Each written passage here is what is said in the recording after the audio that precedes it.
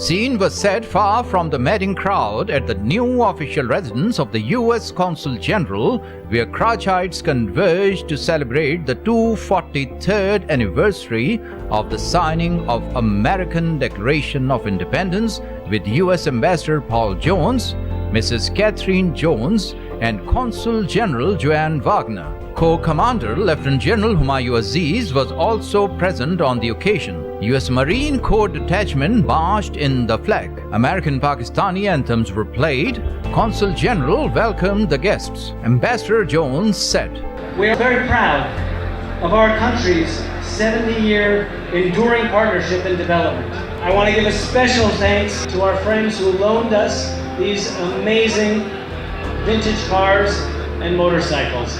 We're also very happy to welcome a very special band, the Air Force Drop Zone Band, who came all the way from Qatar to play for us this evening. I love tonight's theme, Route 66. It is a symbol of something deep in our souls. That open road means freedom, adventure, and the right of each person to find their own path.